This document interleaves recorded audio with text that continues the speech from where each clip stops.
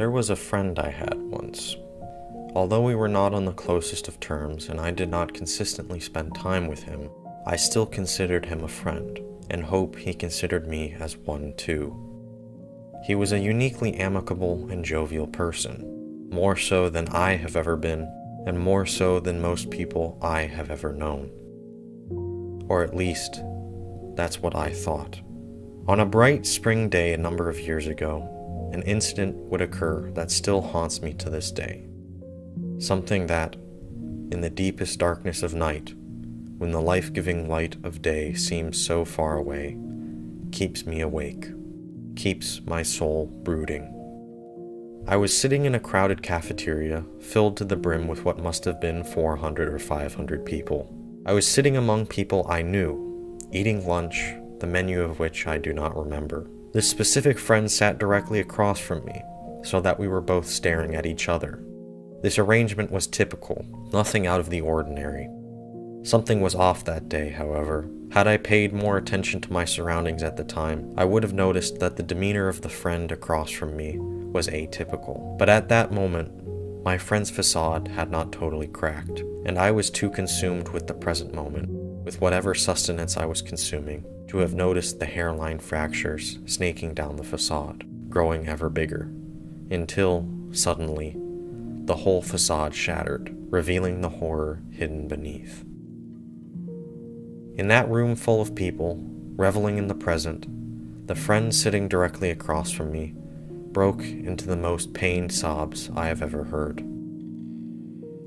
Tears began streaming down his face as his breath choked on the cries coming from his bosom. Yet the room did not fall silent at his sobs. In fact, the dull murmur of the crowd only seemed to get ever louder, evolving into a roar, as my friend fell further into his own personal silence. A silence only he could hear. And there I sat, across from my friend, alone in his suffering, who was disconnected from the present, disconnected from the world itself.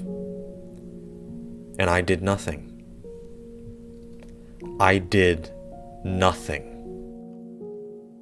A different friend of mine, sitting beside me, soon noticed the sobs too. Shocked at the unimaginable display, he leaned into my ear and whispered, "Should we do something? Should we talk to him?" And I sat there, continuing to stare at my broken friend, as the sobs only continued, the tears still flowing, him not even bothering to wipe them away, just letting them fall to his shirt, staining it. Out of my own fear, my own ignorance, and above all, my own selfishness, I whispered to the friend asking for guidance, "Let's just leave him alone."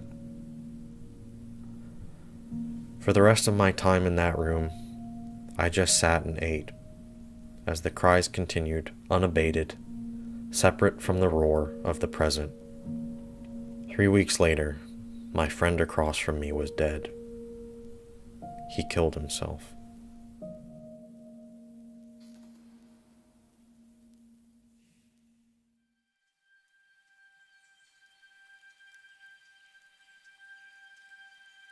Anger. That was what I felt upon hearing the dreadful news. Anger at myself for failing to do anything out of my own personal self-interest, but even more so, an irrational anger at my friend. I was angry at him not from some hidden malice, but out of love and compassion, that a bright and gifted person such as himself would throw away his life so carelessly for no clear purpose. From the incident 3 weeks earlier, it was clear he had been suffering from some unknown struggle. But why would a seemingly strong person like him give up? Why wasn't he able to navigate through the transitory storm to clearer waters with the aid of others? And why hadn't I helped him? Since then, I've always felt that his blood was on my hands as a result of my own inaction. Many people have told me since that even if I had spoken up and did something, that I would not have been able to pull him up from the void he had cast himself into. But the experience still haunts me, and I vow to never repeat it. The reasoning behind my friend's self-destructive act, however, still remained, and continued to elude me for a long time afterwards. I kept asking myself, Why would a young man with a bright, successful future likely ahead of him end everything?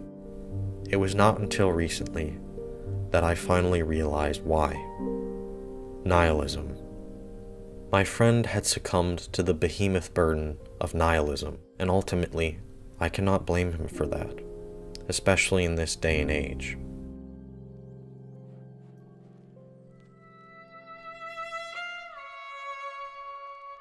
As the prophet of nihilism, Friedrich Nietzsche described it himself.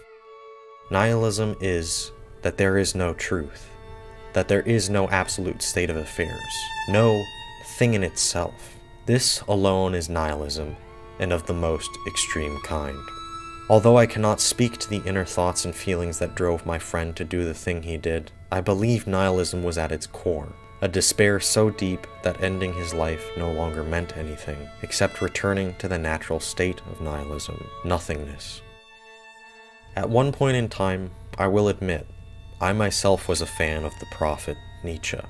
When one is a dumb, edgy, and impressionable adolescent, the concept of the Übermensch, Nietzsche's own sort of solution to nihilism, seemed awesome. It appears as some esoteric knowledge only those worthy enough to possess it know.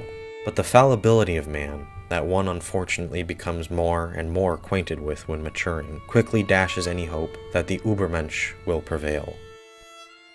When the appeal of the Übermensch erodes, one typically drifts towards the positivist interpretation of nihilism. The world being devoid of all meaning and purpose, all truth and fact, is actually a gift to mankind. Man has the ultimate freedom to decide what the world and life means to him. He is not shackled by some exclusive truth, but is free through his own choice. That this position still fails in the face of nihilism's ever-present nothingness. All that I have done by believing this is patched over the nothingness of the world with some smoke and mirrors conjured up in my monkey brain. Is it any different than drowning out the nothingness with a bottle at the lips or a syringe in the artery? Didn't Marx say that religion is the opium of the people?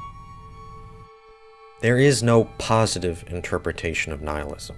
Positive doesn't exist in nihilism. Neither does negative. There is no good or evil. To the complete nihilist, greed, hatred, prejudice, robbery, death, murder, rape, genocide, and even destruction is not evil, nor is it good. It just is. In fact, the consummate Übermensch would partake in all these things without any regard for the morals or ethics behind the actions, as without good and evil, there are no morals or ethics. The ultimate expression of nihilism appeared in the 20th century. As the prophet Nietzsche predicted, the 20th century was to be an age of nihilism. The supreme nihilism, that is, the nihilism of destruction, finally manifested through the chaos, death, and obliteration brought on by the 2 world wars and the greatest single tool of destruction created so far, the atom bomb. Man finally had the means to fulfill nihilism, returning nothing onto nothing through destruction. These events represent the most meaningless actions of man, a triumph of nihilism, yet still failed in completely returning nothingness to nothingness. Although the reemergence of the nihilism of destruction remains an ever-present threat, we no longer live in the age of nihilism. With the conclusion of the Cold War, we now live in an age beyond nihilism, post-nihilism, or as some intellectual prick calling himself a philosopher by sitting in his office all day thinking may say, post-modern. The world now has meaning and purpose again. It has truth. One can now choose from a myriad of surrogate activities to devote their life to, ranging from various political and special interest groups, to fandoms and other pop cultural communities, to activism and social causes, to religious and spiritual groups, to business and material wealth, to science and technology. The philosophers of the last few centuries offer a wide range of worldviews and solutions to pick and choose from, to construct your own meaning and purpose from, to manufacture truth. The sheer amount of answers to our existential crisis in our present world seems to suggest that nihilism itself is dead, and we have killed it. When taking this thought into consideration, it's not surprising then to see our friends and family, neighbors and peers, devoting themselves to various groups or tribes nowadays, no matter how crazy or fanciful they may be.